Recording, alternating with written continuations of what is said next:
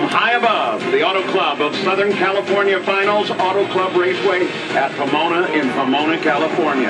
And our aerial coverage is provided by Goodyear. Everything we've learned making tires for one of racing's most grueling proving grounds inspires what we roll into yours. Goodyear, more driven. Now the fans were able to head back and spend a little time in the pits. That's one of the great things about this sport, is that they can do that and actually walk right up to the pit of your individual champion and get a little autograph or something. Now, Del Worsham and Spencer Massey are looking for wins here. Let's run down through this, Mike. Del Worsham, even if he loses, he'd still be in.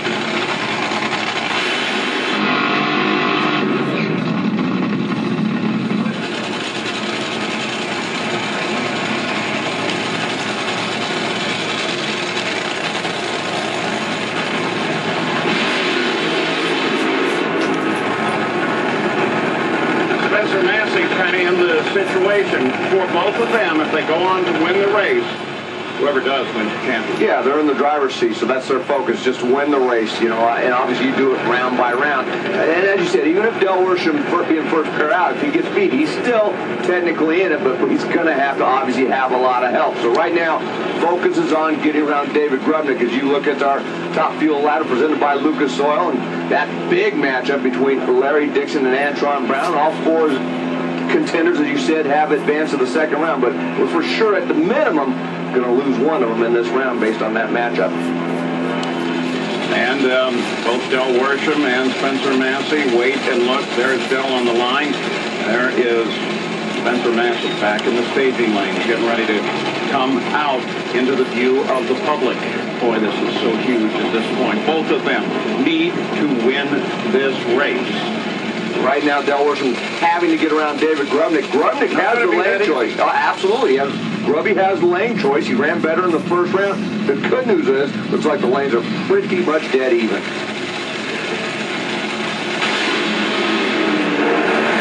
Del's on first, and Del has the win that he needs. 385, 316 miles an hour. Championship fight continues on. Now, where's Spencer in this game?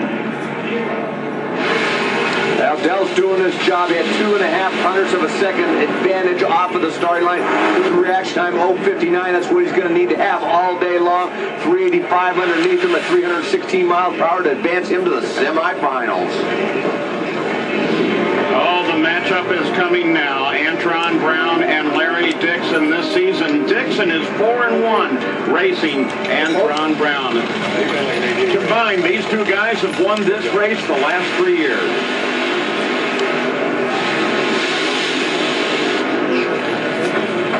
Oh, so can you imagine the nerves that are going there? Blood pressure must be through the ceiling on both. It'd be through the ceiling just driving a top fuel dragster, and it's 8,000 horsepower, but there's a championship riding with this. Well, you don't want your blood pressure to be going through the ceiling, and both of these drivers are professional. Larry Dixon's been here before. Antron Brown's won a lot of races, still looking for that first championship. But you want to be cool and calm, but you want to be focused to do the best job.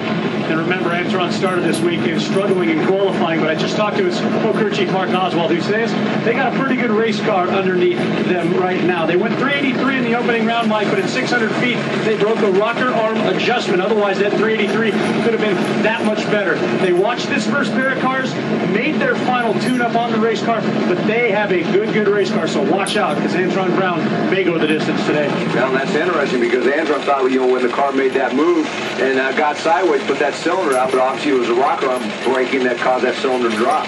John Kernan.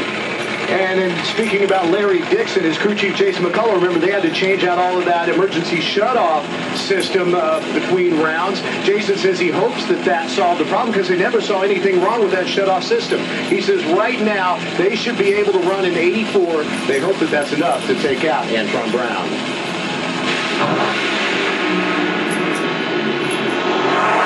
Good race. Oh, wow. Larry Dixon, 382.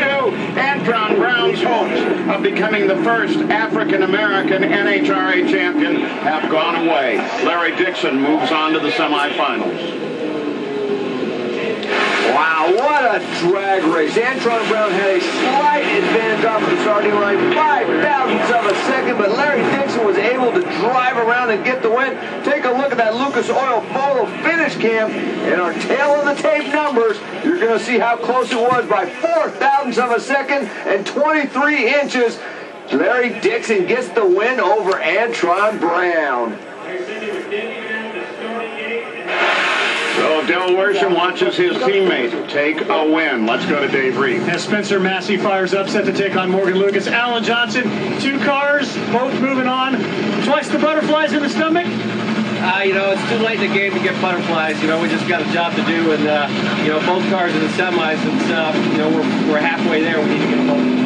How about your driver, Larry Dixon? Yes, he is doing a great job.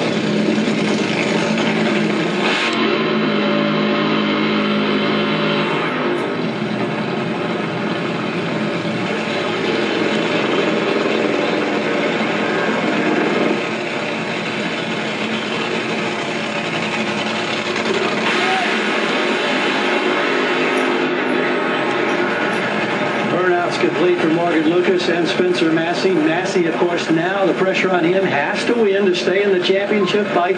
Meanwhile, near our monitor, watching Del Worsham. How much do the emotions flex with each one of these rounds? Well, they're amazing. They're crazy. I've never in 21 years, been through this kind of emotional roller coaster as far as racing goes, and I'm lucky. Shake Khaled, he's put together a team here with Alan Nabi that's unbelievable, and Toyota Redline, all of our sponsors stuck behind us, and I just, I don't know what to say right now. I just want to watch this next round. And Larry Dixon, right behind him, his teammate will be coming over to take a look as well, I think. And there's Spencer Massey. It's a must-win here to stay in the championship. If he would lose, then Larry Dixon would have to not only win, but we'd have to see a national record out of him. Not all that likely. But it's the finals. Remember the run? That's all I got to say. Right, we've seen it before, but the conditions were a little bit better back then when Tony Schumacher was able to make that infamous run to take the championship. We're at 1,000 feet now. But the main thing is just the conditions I don't believe are there, but you always can't give the trophy out till it's absolutely final.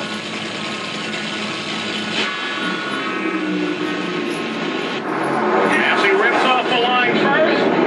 Morgan Lucas blows it up, 384, 316 miles an hour, and Spencer Massey keeps his hopes alive for a championship. So we take a look at the top fuel points with Antron Brown eliminated, and an oil penalty for Spencer Massey drops him down 10 points, but he's still only 1 round back. It doesn't really hurt him. And he will keep the run. Matt Hagan, you know what he's got to be thinking? He's going to face Jack Beckman. He's got to be thinking Jack Beckman is 6-4 career against him.